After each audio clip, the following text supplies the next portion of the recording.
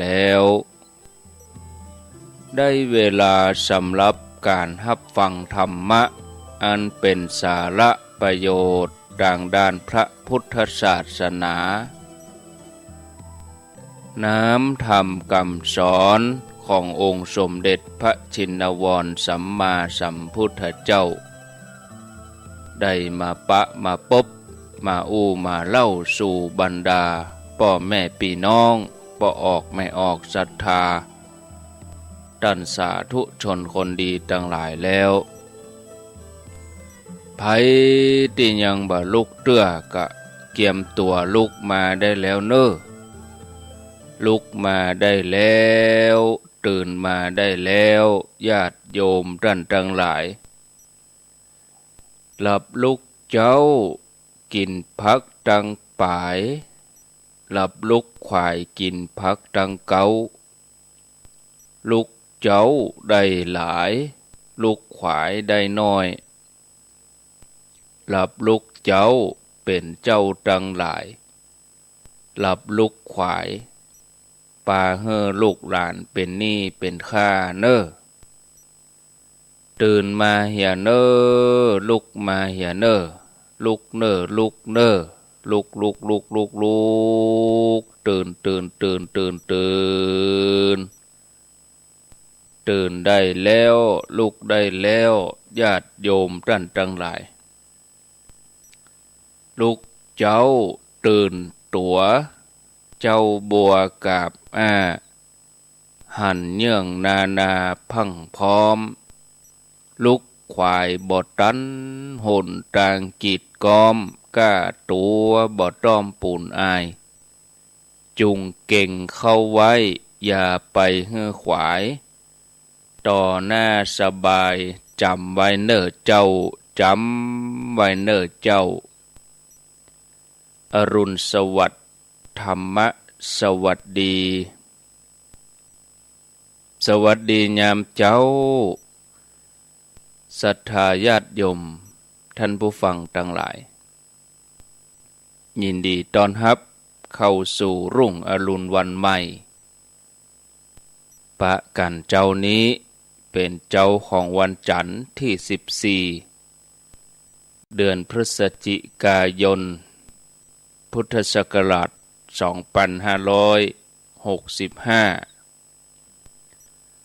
วันนี้เป็นวันเดือนยี่เหนือแฮม6ค่ำเดือนยี่เหนือแฮม6ค่ำพร่ำว่าเป็นวันจันทร์วันทำงานวันแรกของบรรดาข้าราชการรัฐวิสาหกิจลูกหลานก็จะได้ไปโรงหำโรงเรียนวันนี้วันจันทร์แล้วก็เป็นสัปดาห์กลางเดือนพฤศจิกายนเดือนพฤศจิกายนนี่เดินทางมาได้14วันนี้เดือนพฤศจิกายนมีอยู่30วันเดือนพฤศจิกายนเป็นเดือนที่11ของปีหนึ่งมีอยู่12เดือนข้างแถมเดือนเกิงมดศรัทธาญาติโยมข้างแถมเดือนเกิงนี่จะหมดละปี2565เดือนธันวา1เดือนแล้วก็เดือนพฤศจิกายนแถมเกิงเดือนธันวาคมนี่มีอยู่31วันพฤศจิกายนนี่มี30วันนี้วันที่14เฮาก็ตีว่าแถมเดือนเกิงมันไม่ใช่เมินนะญาติโยมเดือนเกิงนี่นะคิดถึงว่าเฮาเข้าพรรษามา3เดือนเนี่ยเนาะแวบเดียวแล้วก็ตั้งแต่ออกพรรษามาจนถึงฤดูการทอดกฐินก็หมดไปแหมเดือนเนาะศรัทธาญาติโยมออกพรรษาวันที่8ที่9ตุลาผ่าน8พฤศจิกายนผ่านวันลอยกระทงมาก็แหมเดือนละ เออวันเวลามันเวยมนุษย์คนเฮาได้อาศัยกายกับจิตถึงครองความเป็นมนุษย์อยู่ได้แต่คนเฮาส่วนใหญ่นี่ได้ใช้จ่ายเกินเปลืองเวลาเอาเวลาก็ดีเอาเงินทองก็ดีไปบำรุงเพียงกายเท่านั้นมัวแต่แข่งขันประชันกันเพียงกายแล้วก็ทอดทิ้งให้ใจนั่นสกปรกรกรุงรังขาดการดูแลใจใส่ปล่อยให้จิตใจนั่นเหี่ยวแห้งหิวโซจนกลายเป็นจิตใจที่ไฟต่ำดังที่ปรากฏตามข่าวทั่วไปเพราะเฮาบ่ได้ดูแลใจเพราะกล้าที่มนุษย์บ่ได้ให้ความยุติธรรมแก่ใจของตัวเก่าคนเฮาถึงต้องปากันหลั่งน้ำตาปากันปบเคาะหายบ่ฮู้จักจบจักเสียงเคาะหายด้วยการถูกเปื้อนปากันเอื้อมละอาเหินห่างบ่อยากคบหาสมาคมข้อหายด้วยสามีภรรยาที่ตกลงปลงใจจะอยู่กินกันจนตายแต่ก็มานายแหนงนายละหองละแหงที่สุดก็เลิกล้างกันไป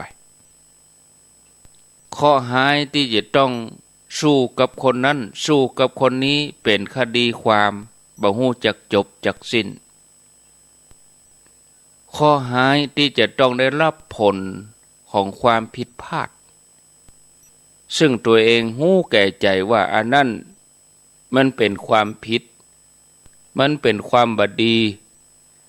มันเป็นบาปมันเป็นความชั่วแต่ตัวบ่ยับยั้งใจทำได้ลงคอข่าวออกมีอยู่มากมาย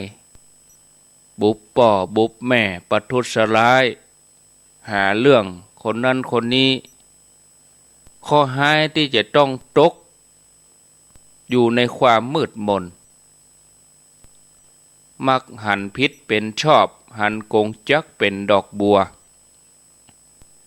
ข้อหายที่สุดยิ่งกว่าข้อหายใดๆสำหรับมนุษย์นั้นคือการถูกบัณฑิตทั้งหลายกล่าวว่าเป็นคนบ่ควรสมาคมหรือว่าคนชั่วนั่นเองสัพพะเคราะห์ทั้งหลายที่ยกมานั้นย่อมเบียดเบียน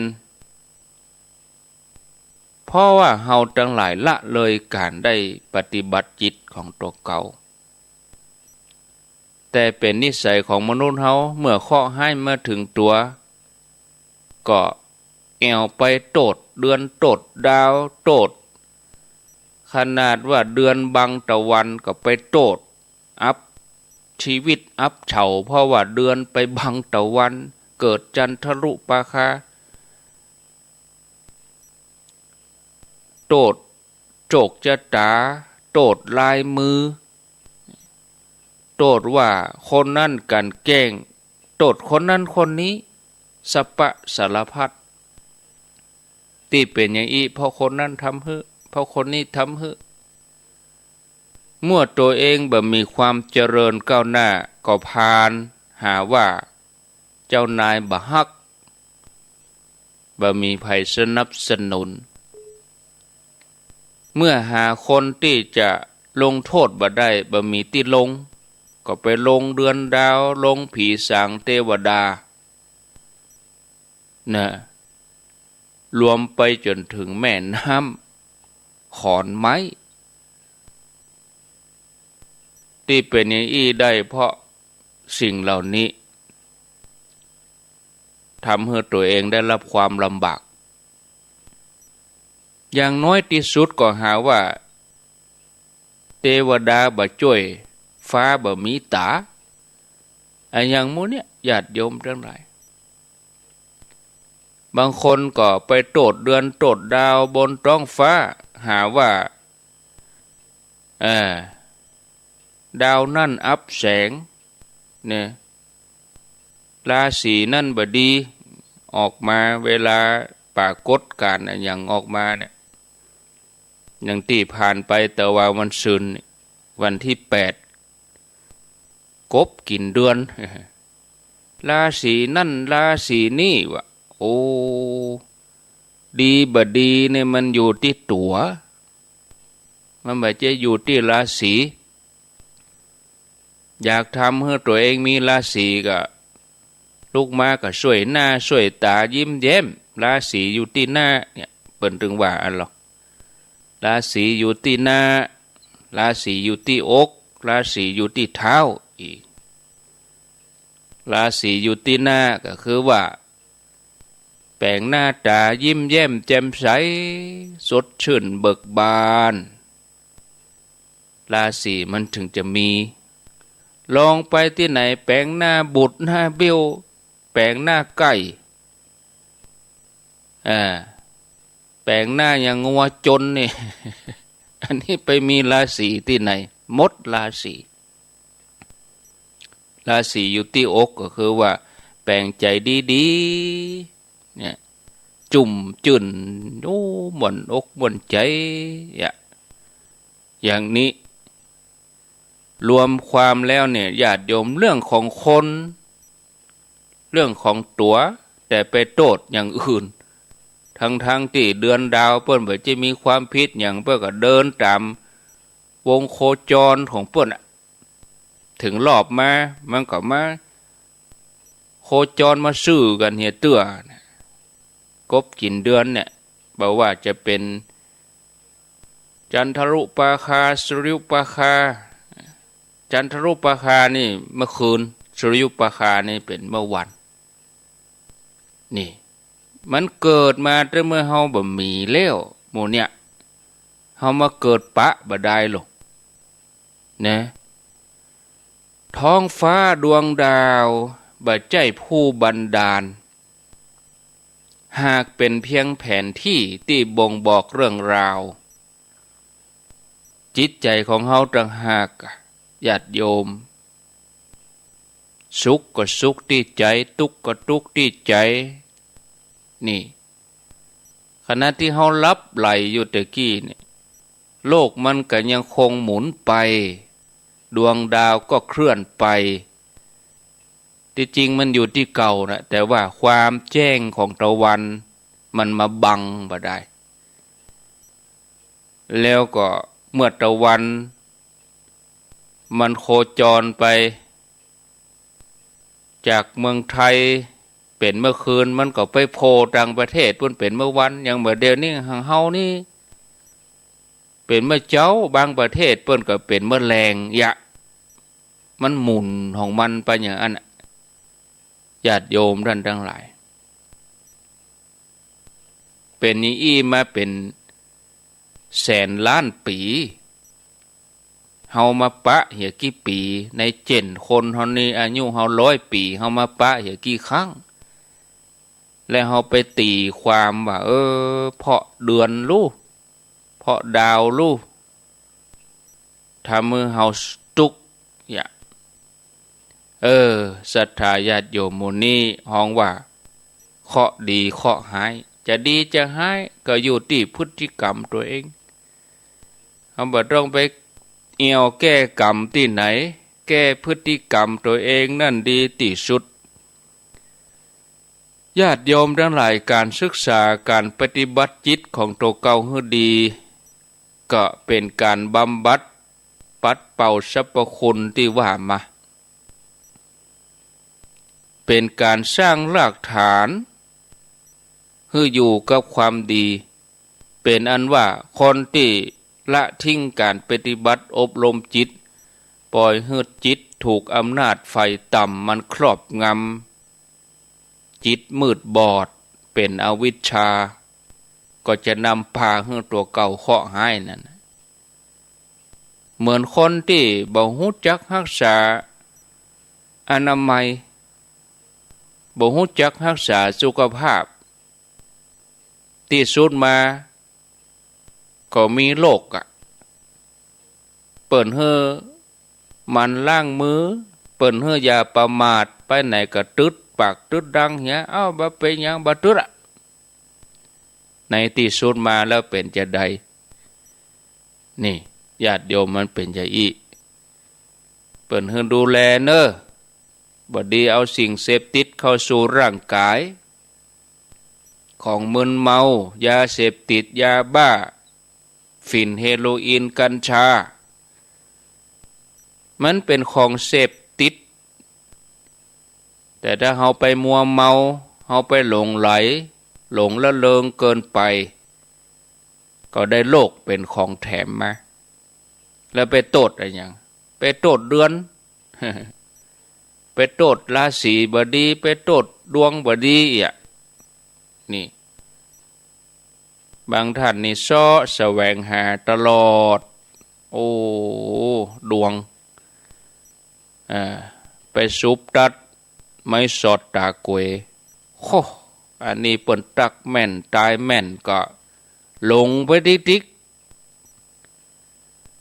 ดวงคำว่าดวงนี่มาจากดอเด็กวอแหวนงองูรวมกันแล้วคือดวงดอวองอถ้าจะเฮือเจริญรุ่งเรืองบัดเดียวอู้ถึงยุคบัดเดียวนะดวงดอเด็กคือเด็กของใครวอแหวนวิ่งเก่งไหมงองูเงินมีหรือเปล่าถ้าสามอย่างนี้ดีนะดวงดีเด็กของใครคือบัดเดียวมันเมืองไทยนี่มันเด็กเส้นเด็กฝากเด็กเส้นเวลาเข้าไปทำงานน้อยเนี่ยเฮียนเก่งแต่การเด็กเส้นเด็กของใครยุคฝากยุคอุปถัมภ์บ่ได้ยุคคุณธรรมวิ่งเก่งก็เข้าหาเจ้าหานายเก่งก็ถ้าวิ่งเก่งก็ได้ไปยศตำแหน่งเงินมีหรือเปล่าบางทีความหู้บ่มีใช้เงินเอาซุกเอาซองใต้โต๊ะนี่ญาติโยมทั้งหลายอันเนี้ยมันถึงจะดีอู้ถึงนะแต่บ่ควรทำเราควรจะมาดูจิตตัวเองนี่นะประโยชน์ของการพิจารณาทุกคนก็ยอมรับอยู่แล้วว่าทุกคนนี่ฮักสุขเกลียดทุกข์ถ้าจะถามว่าสุขที่เฮาฮักแล้วก็ทุกข์ที่เฮาจังนั้นมันเกิดขึ้นได้จะใดก็จะได้คำตอบว่าเกิดขึ้นเพราะการกระทำของเฮาเองนะเกิดขึ้นเพราะการกระทำของเฮาเองการกระทำด้วยกายด้วยวาจาด้วยใจ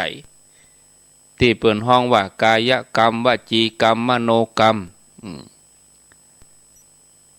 คือถ้าทำดีอู้ดีกึดดีมันก็มีแต่ความสุขถ้าทำชั่วพูดชั่วกึดชั่วมันก็มีแต่ความทุกข์เฮาลองตองพอดีๆนะญาติโยมลองไล่เลียงเข้าไปแถมหน่อยเพราะเหตุใดกายปากใจถึงจะกึดได้อย่างอันเฮาก็มาเป้าว่าเพราะจิตเป็นผู้สั่งจิตเป็นผู้สั่งให้ทำเป็นผู้สั่งให้อู้เนี่ยเป็นผู้สั่งให้กึดไปตามลำดับอวัยวะต่างๆร่างกายของเฮานี่นะญาติโยมถ้าว่าบ่มีจิตเนี่ยมันก็ทำงานเองบ่ได้เนี่ยเฮาพอยังคนที่ตายแล้วร่างกายยังอยู่ครบปากก็มีมือก็มีแต่อู้บ่ได้ยกตีนยกมือบ่ได้อันนั้นเป็นเพราะว่าร่างกายของคนเฮาที่ขาดผู้สั่งงานขาดผู้กำกับนั่นคือจิตเฮานี่นอกจากทำหน้าที่เป็นผู้สั่งให้กายท ฮือปากอู้ลำพังจิตเองก็ยังนึกคิดนึกฮือเกิดสุขนึกฮือเกิดทุกข์ในตัวได้ตุยอย่างเวลากึดจะโคดเขา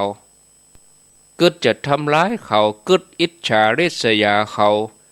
เหล่านี้เป็นเหตุให้จิตเป็นทุกข์ถ้าเลิกอาการเหล่านี้ได้เลิกเกียดเลิกโคดเขาเลิกกึดประทุษร้ายเลิกกึดอิจฉาถ้าเลิกได้มันก็เป็นสุขแล้วเขาจะเลือกเอาทุกข์หรือว่าเลือกเอาสุขเขาจะเอาแบบฮ้อนหรือว่าเอาแบบเย็นนี่ญาติโยมอันนี้คือเป็นทุกข์เป็นสุขนี่มันเกิดกับใจเป็นอันว่าพ่อแม่ศรัทธาญาติโยมทั้งหลายความสุขความทุกข์ถึงหมดที่คนเฮาได้รับอยู่เนี่ยมีการกระทำตั้งกายตั้งอูจาปากแล้วก็การนึกคิดเป็นเหตุแถมความหมายหนึ่งจะหันได้ว่าจิตเนี่ยเป็นหลักฐานเป็นมูลเป็นเง่าเป็นต้นของความสุขความทุกข์เนาะการอบรมศึกษาเรื่องจิตนี่นะว่าโอ้เป็นการเข้าถึงต้นตอของความสุขความทุกข์กูคนอยากได้สุขเกลียดทุกข์แล้วจะมีอันอย่างแหมที่จะทำให้ลงความหันว่าการห้ำเฮียนการปฏิบัติการเจริญจิตเป็นการเข้าถึงต้นต่อความสุขความทุกข์นะนอกจากการปฏิบัตินี้เนี่ยมันมีแล้วคนเฮาจะเชื่อได้ว่าทำหน้าที่ของผู้ที่ฮักสุขเกลียดทุกข์ให้สมบูรณ์บ่ได้ถ้าเฮาบ่ได้ปฏิบัตินะศรัทธาญาติโยมท่านสาธุชนท่านผู้ฟังทั้งหลายถึงเรื่องจิตกันตั้งแต่เจ้าต่อไปเป็นเรื่องประกอบวันนี้ถึงเรื่องอานิสงส์การฟังสวดอภิธรรมหลายท่านอาจจะได้ไปร่วมงานบำเพ็ญกุศลศพแต่ละที่แต่ละแห่งเผากันเกือบตึงวันมีงานศพแต่ละที่แต่ละบ้านในหมู่บ้านตัวเองก็ดีต่างถิ่นต่างที่เฮาก็ได้ยินบางครั้งบางทีเฮาไปร่วมงานเปิ้นเมื่อค่ำเมื่อคืนบางคนก็เวลาเปิ้นทำพิธีบ่ได้ไหว้ได้หยังก่อนเวลานะก็บ่หยังบ่กองทุเจ้าเปิ้นเริ่มเทศก็เทศแข่งทุเจ้าก็แปลกเหมือนกันนะคนเฮานี่ปะกันก็เวลาก่อนนั้นก็บ่กันเนี่ยเวลาเปิ้นประกอบพิธีมันบ่เจ็ดถึงชั่วโมงแข่งทุเจ้าจิตใจบ่สงบเอาจิตใจไปฟุ้งตั้งอื่นเนี่ยลูกหลานก็เหมือนกันบางทีเจ้าของงานไปสารวนกับอันยังพี่เบาพ่อแม่เสียชีวิตแทนที่จะแปลงจิตแปลงใจต้อมมานั่งกินทานทำบุญไปอันยังบ่ฮู้เนี่ยถ้าว่ามันผ่านงานนั้นไปแล้วจะได้มันมีเตื้อเดียวต่ออันเนี่ยมันเนี่ยดีๆเนี่ยกลัวที่เฮาจะเอาพระกลัวที่เฮาจะเอานักเทศน์เอาตุเจ้าไปสวดมันบ่แต่บ่ว่าไผอยู่ดีๆไผจะนิมนต์ไปถ้าบ่มีงานศพมันเป็นโอกาสของเฮารู้นั่นเนาะญาติโยมที่เฮาจะได้อาบน้ำฟังธรรมบางทีลูกหลานเขาเมาทำงานนะจะมานั่งฟังธรรมเป็นแต่เป็นว่านี่มันก็คงจะมีงานศพดอกนะอาตมาว่านะแล้ว ที่จะไปโซ่แสวงหาฟังธรรมนี่มันต้องความสนใจต่างหากเนี่ยเฮายังบ่ใจเวลานั้นเก็บเกี่ยวเอาสาระธรรมะให้ดีญาติโยมอันนี้ของไปเมากินเมาอู้กันเฮียบางงานนี่โอ้ฟังธรรมเป็นฟังธรรมงานใดที่เปิ้นคือนักเทศน์อยู่บนเฮือนอีนะแล้วก็คนฟังอยู่ลุ่มอีนะมันต้องสูนกันหมดกินก็ดีกินอู้ก็ดีอู้สูนอันกันเดือดกันโอ้อย่างกาดพอเหมือนคนไปกาดมันเป็นความบะมีวัฒนธรรมมันเป็นบ่งบอกถึงการแบบพัฒนาเนี่ยญาติโยมเป็นดีอายคือเปิ้นเจ้าพุทธเฮาเมื่อใดจะพัฒนาสักเตื้อขนาดงานตายแท้ๆนะถ้าเป็นงานขึ้นเฮือนใหม่ถ้าเป็นงานแต่งงานนี่มว่ากันนะมันเอาหูไปจูลำโพงจะอู้กันดังเอ็กใส่กันนี่ไผก็บ่ว่าหยังแต่งานศพนี่มันบ่ใช่เป็นงานบันเทิงรื่นเริงอะไรอย่างหรอกมันเป็นงานไว้อาลัยมันเป็นงานแสดงความเสียใจช่วงเวลาที่ประกอบพิธีเนี่ยเปิ้นฮื้อต้อมใจเปิ้นฮื้อสงบเนี่ยตัวบ่ใครฟังก็ออกไปเตียวออกไปอยู่นอกปุ่นเหียวันนี้กูตั้งใจจะมาอู้กูบ่ได้ตั้งใจฟังธรรม นะถ้าเกิดเนี่ยนะโอ้มันเป็นการเฮ้อเกียรติกันหรอเฮ้อเกียรติถึงคนตายเฮ้อเกียรติถึงคนเตศเฮ้อเกียรติถึงคนเป็นนี่ญาติโยมฉะนั้นการฟังธรรมตามการนี่เปิ้นถือว่าเป็นมงคลแล้วก็เป็นสิ่งจำเป็นสำหรับชีวิตเฮานะเพราะจะทำให้เฮาได้ฮู้สิ่งที่เฮายังบ่ฮู้สิ่งที่เฮาฮู้แล้วเฮาก็จะได้ฮู้แจ่มแจ้งขึ้นไปแล้วก็ช่วยคลายสงสัยความสงสัยที่มันติดค้างอยู่ในใจการฟังธรรมนี่จะทำให้ใจเฮาผ่องใสเนี่ยจิตเฮาก็เกิดความเริ่มใสไปตัวนอกจากนั้นก็ทำให้ผู้ฟังได้เกิดในสุคติโลกบ่ลงตายนะถึงแม้ว่าฟังคำสวดบ่ฮู้ก็ตามนะญาติโยมแต่จิตที่เป็นสมาธิขณะที่ฟังน่ะติดเป็นอุปนิสัยศรัทธาญาติโยมท่านสาธุชนนะก็ขอนำเรื่องเล่ามาเล่าให้ญาติโยมฟังเรื่องการสวดอภิธรรมอภิธรรมคืออย่างมีความสำคัญอย่างใดใครเป็นผู้แสดงอภิธรรมคนแรกเฮาในฐานะคนฟังถ้าเฮาฟังด้วยจิตเริ่มใสแล้วเนี่ยสามารถนำเฮาไปสู่สุคติโลกสวรรค์ได้นี่เพราะว่าอภิธรรมเนี่ยเป็นเรื่องของจิตเจตสิกรูปนิพพานเป็นการทำงานของจิตอภิธรรมคือธรรมสูงธรรมชั้นสูงกว่าพระสูตรสำหรับอภิธรรมที่เราได้ฟังกันมากู้คืนนี่ส่วนใหญ่พระเปิ้นยกเอามาเพียง7คัมภีร์ที่ห้องว่าอภิธรรม7คัมภีร์เนี่ยศรัทธาญาติโยมสังวิทาปุกะยะปะย่อเปิ้นนะ7คัมภีร์สังวิภาปุกะยะปะ1ธรรมสังคินี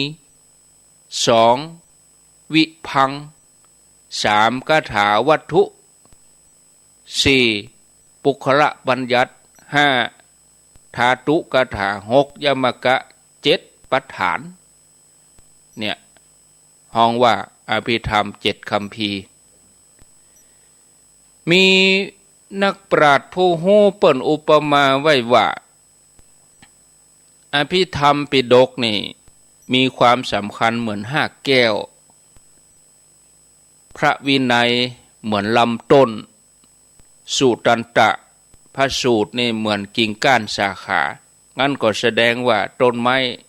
มีความสำคัญเหมือนเดียวกันอาศัยกัน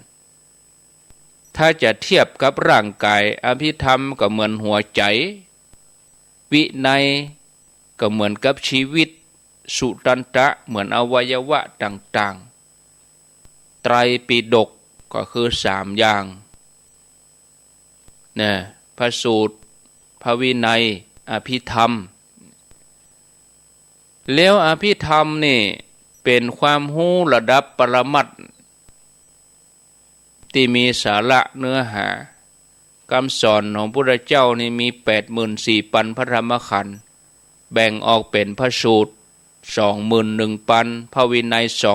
21,000 ส่วนอภิธรรมนี่นักเหลือเปิ้น 42,000 รวมเป็น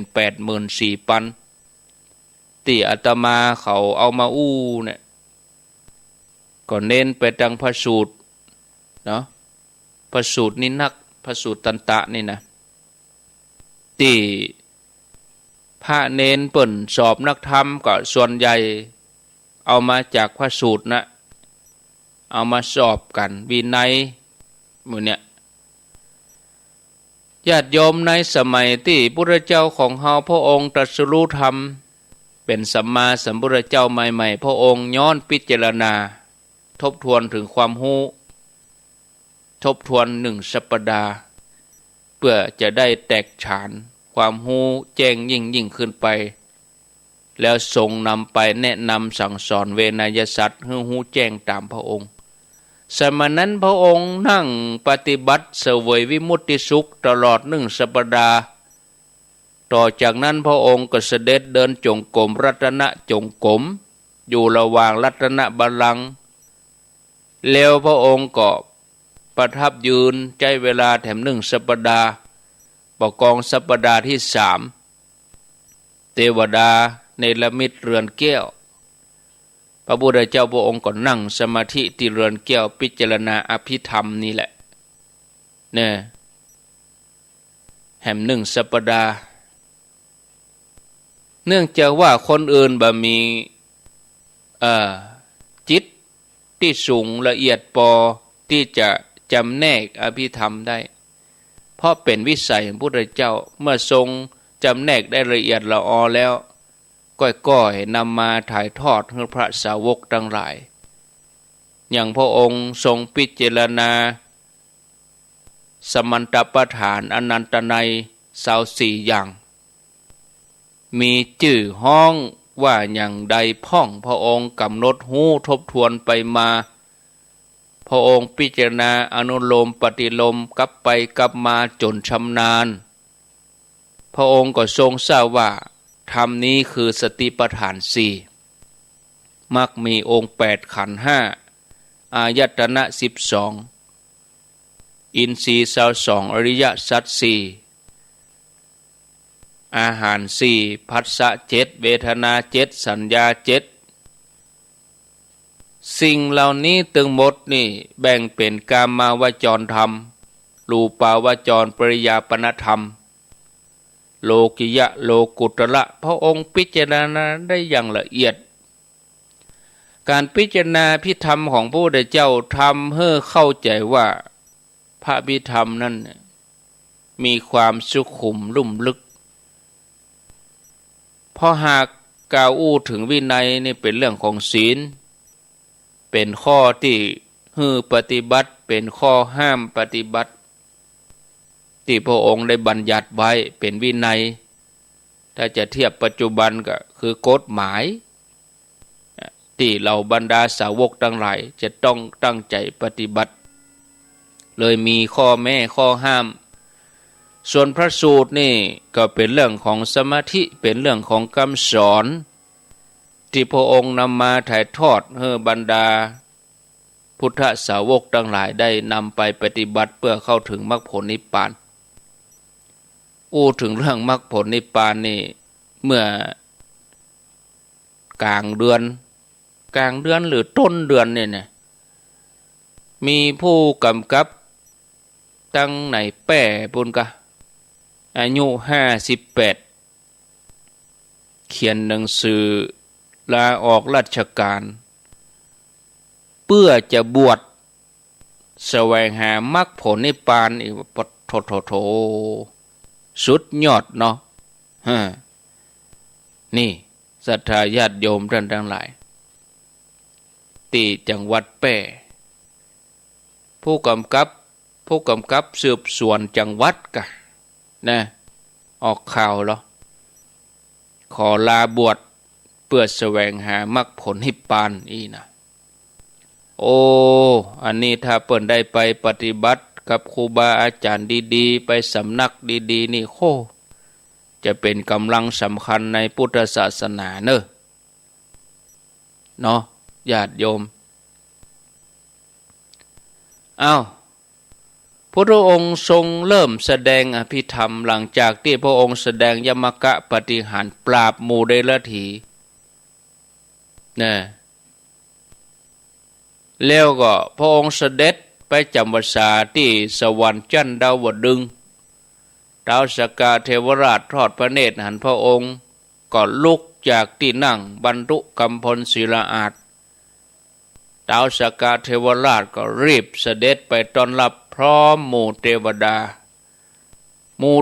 าต่างพากันขึ้นว่าพญาอินทร์ท้าวสกาเทวราชแวดล้อมไปด้วยหมู่ทวยเทพ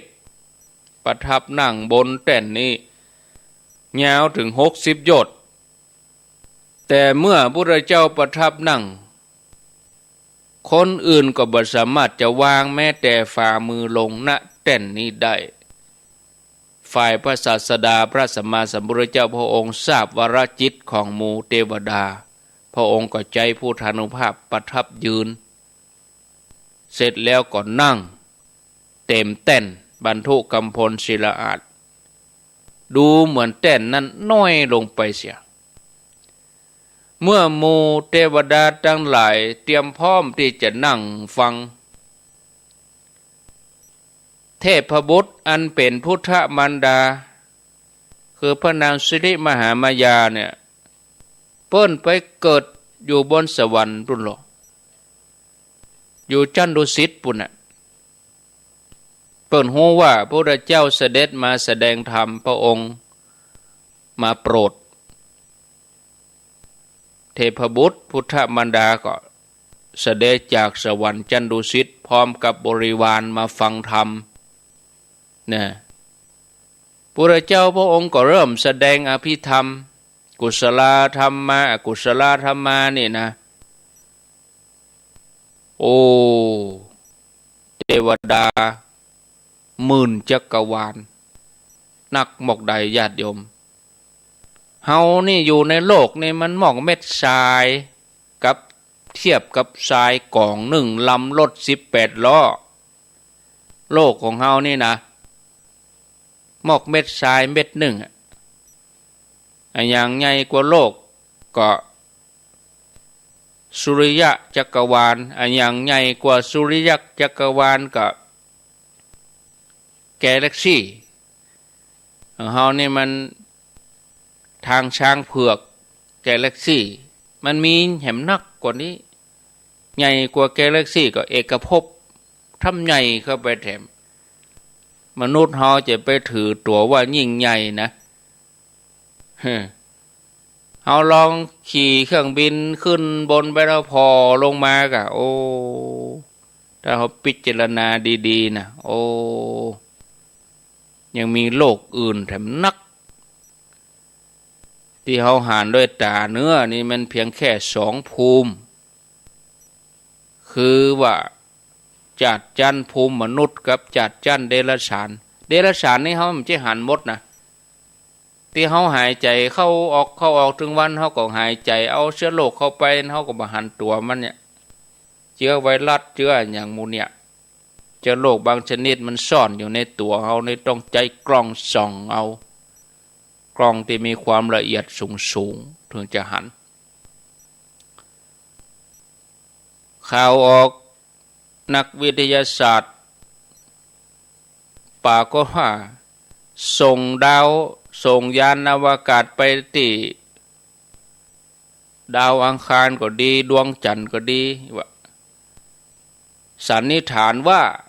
น่าจะเป็นแหล่งน้ำดีใจกันว่าเต้นยนต์โลกของเฮานี่ชีวิไลกว่านั้นเจาะที่ไหนก็ได้น้ำเนาะอุณหภูมิก็ดีเนี่ยเหมาะสม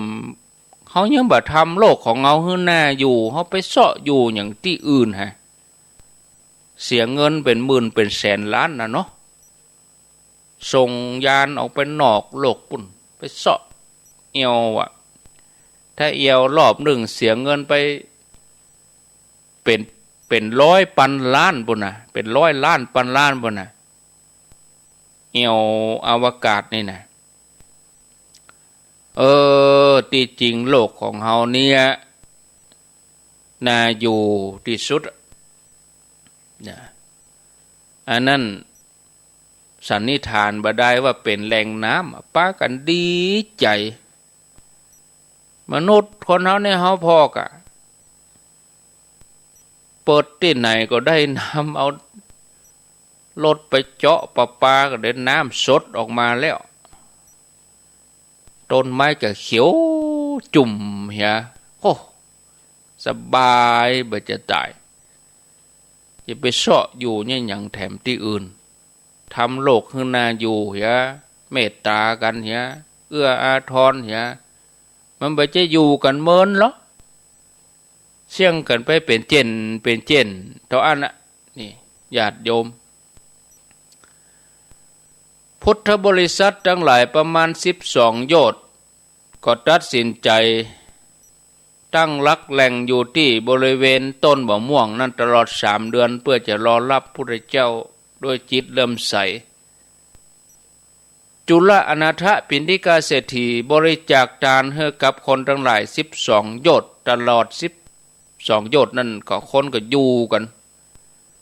3 เดือนในฤดูกาลนี้